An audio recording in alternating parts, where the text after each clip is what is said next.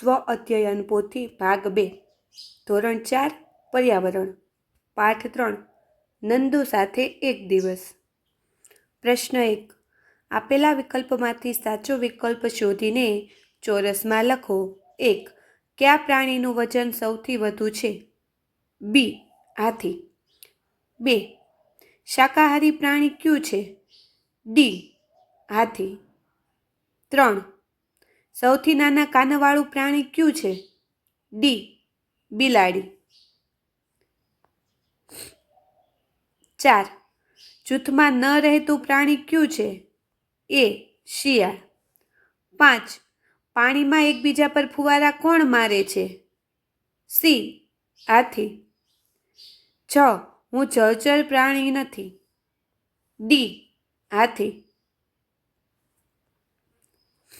પ્રશ્ન 2 પ્રશ્નોના જવાબ લખો। 1 સવારી કરી શકાય તેવા પ્રાણીઓના નામ લખો। અહીં આપણે જેના પર બેસી અને એક જગ્યાએથી બીજી જગ્યાએ જઈ શકીએ તેવા પ્રાણીઓના નામ કયા છે? તો એમાં આવશે ઘોડો, હાથી, ઊંટ, ગધેડું। 2 જૂથમાં કે ટોળામાં રહેતા હોય તેવા પ્રાણીઓના નામ: હાથી, ઘેટા, બકરી, વાંદરો, હરણ, ભેંસ, કીડી, પેંગ્વિન। આ બધા જ પ્રાણીઓ એવા છે જે જૂથમાં રહેતા હોય છે। 3 પાળી શકાય તેવા પ્રાણીઓના નામ લખો, એટલે કે આપણે જેને ઘરે પાલતુ પ્રાણી તરીકે રાખી શકીએ તેવા પ્રાણીઓ: ગાય, ઘોડો, ભેંસ, કૂતરો, બકરી, બળદ, બિલાડી, સસલું। પ્રશ્ન 3 અલગ પડતા શબ્દ પર ગોળ કરો। અહીંયા આપણને 1 નંબરમાં ગરોળી, હાથી, ઉંદર, કરોળિયો 4 આપ્યા છે, જેમાંથી ગરોળી, ઉંદર અને કરોળિયો ત્રણેય નાના જીવજંતુઓ અથવા તો નાના પ્રાણીઓમાં આવશે, જ્યારે હાથી છે એ જંગલમાં રહેતું અને કદાવર પ્રાણીમાં આવશે, માટે હાથી અલગ પડે છે। 2 ઘોડો, ગાય, હાથી અને ઊંટ, તો અહીંયા ગાય છે એ અલગ પડશે। ત્યારબાદ મધમાખી, ઉધઈ, વાંદરો અને બિલાડી, તો અહીંયા બિલાડી છે એ અલગ પડશે। બળદ, ભેંસ, ગધેડું અને વાઘ, અહીંયા વાઘ છે એ અલગ પડશે કારણ કે તે જંગલી પ્રાણી છે। પ્રશ્ન 4 ખોટો શબ્દ છેકી નાખો। 1 નંદુને પાણીમાં રમવું ડેશ તરવું ગમે છે, તો પાઠ પ્રમાણે એને રમવું ગમે છે, માટે તરવું શબ્દ ઉપર આપણે લીટી કરીશું। 2 હાથીનું ટોળું જંગલમાં અને ગામમાં ગયું, તો હાથીનું ટોળું જંગલમાં ગયું હતું, માટે ગામમાં શબ્દ પર આપણે ડેશ કરીશું।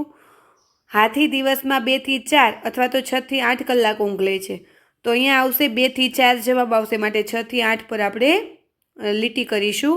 હાથી પાણી અથવા દૂધ પીતા પીતા સૂઈ ગયો, તો પાઠમાં આપણે દૂધ પીતા પીતા સૂઈ ગયો એ પ્રમાણેની વાત આવે છે, માટે અહીંયા આપણે પાણી પર લીટી કરીશું। હાથીના બચ્ચાને મદનિયું અથવા તો વાછરડું કહેવાય છે, તો હાથીના બચ્ચાને મદનિયું કહેવાય, માટે આપણે વાછરડા શબ્દ પર લીટી કરીશું। પ્રાણીઓના જૂથને ટોળું કે સમૂહ કહે છે, તો પ્રાણીઓના જૂથને ટોળું કહેવાય, માટે સમૂહ પર આપણે લીટી કરીશું। કાદવ ચામડીને ગરમી અથવા તો ઠંડી આપે છે, તો ઠંડક આપે, ગરમી આપે નહીં, માટે ગરમી ઉપર લીટી કરીશું। પ્રશ્ન 5 વર્ગીકરણ કરો। અહીંયા આપણને સવારી કરી શકાય તેવા પ્રાણીઓ અને સવારી ન કરી શકાય તેવા પ્રાણીઓ બંને મિક્સમાં આપ્યા છે, બંને ભેગા થઈ ગયા છે, જેને આપણે 2 અલગ અલગ વિભાગમાં છૂટા પાડવાના છે। તો આપેલા પ્રાણીઓમાંથી ઘોડો, હાથી અને ઊંટ એવા પ્રાણીઓ છે કે જેના પર બેસી અને સવારી કરી શકાય। હા, ગધેડો પણ એમાં આવે, પણ એ ક્યારેક જ આપણે સવારી કરવા માટે એનો ઉપયોગ કરતા હોય છે, એ પણ મોટાભાગે માલસામાન ફેરવવા માટે કુંભાર લોકો જ મોટાભાગે ગધેડાનો ઉપયોગ એમાં કરતા હોય છે, એટલા માટે ગધેડાને આપણે અત્યારે સવારી ન કરી શકાય તેવા પ્રાણીઓમાં લખ્યું છે। તો આ 3 પ્રાણીઓ સિવાયનું પ્રાણીઓ છે જે સવારી ન કરી શકાય તેવા પ્રાણીઓમાં આવશે। પ્રશ્ન 6 ટૂંકમાં જવાબ લખો. 1. ભાર ખેંચતા પ્રાણીઓ કયા કયા છે? જવાબ: હાથી, ઘોડો, ઊંટ, ગધેડો અને બળદ ભાર ખેંચતા પ્રાણીઓ છે. 2. વજન ઉચકતા પ્રાણીઓ કયા કયા છે? જવાબ: હાથી, ઊંટ, ઘોડો, ગધેડો વગેરે વજન ઉચકતા પ્રાણી છે. 3. કાદવમાં કયા કયા પ્રાણીઓને વધુ ગમે છે? જવાબ: ભેંસ, ભૂંડ, હાથી, ગેંડો ને પ્રાણીમાં વધુ ગમે છે. 4. કયા પ્રાણીઓ ઝાડની ડાળીઓ અને પાંદડા ખાય છે? જવાબ: હાથી, ઘોડો, ઊંટ, બકરી, ગાય, ભેંસ વગેરે છે એ પ્રાણીઓ ઝાડની ડાળીઓ અને પાંદડા ખાય છે. પ્રશ્ન 7 કોને શું કહેવાય? માતાની બહેનને શું કહેવાય? તો માતા એટલે આપણા મમ્મી, મમ્મીની બહેન હોય એ આપણા માટે થશે માસી. માતાની માતા એટલે આપણા મમ્મીના મમ્મી છે આપણા માટે થશે નાની. પિતાની બહેન આપણા પપ્પાની બહેન એને આપણે કહીશું ફોઈ. પિતાના ભાઈને કહેવાશે કાકા. પિતાના પિતા એટલે કે આપણા દાદા. કાકાની દીકરી એટલે આપણી પિતરાઈ બહેન અને કાકાના દીકરાને આપણે કહીશું પિતરાઈ ભાઈ.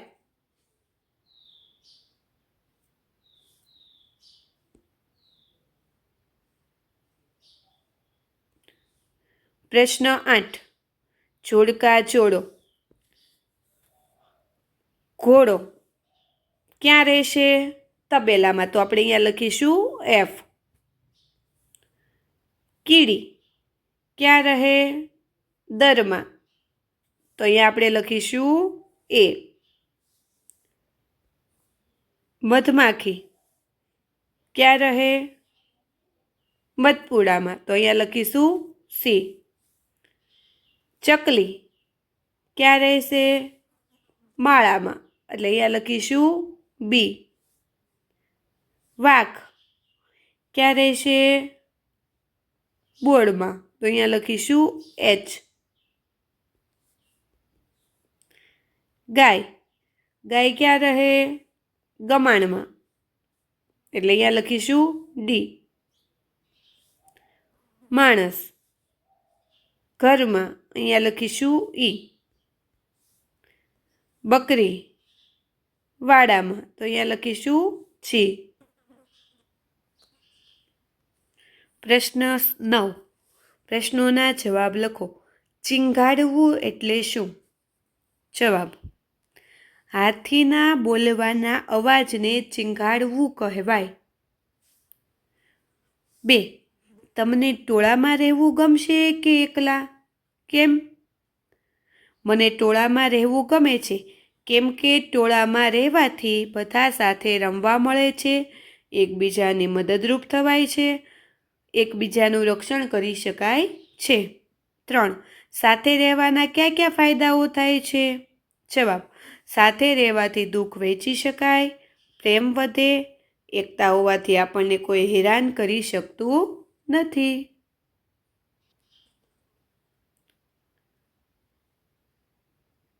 પ્રશ્ન 10 તમને મનગમતા પ્રાણીનું ચિત્ર દોરો. અહીંયા મેં બિલાડીનું ચિત્ર દોર્યું છે. તમે કોઈ પણ તમને ગમતા પ્રાણીનું ચિત્ર દોરી શકો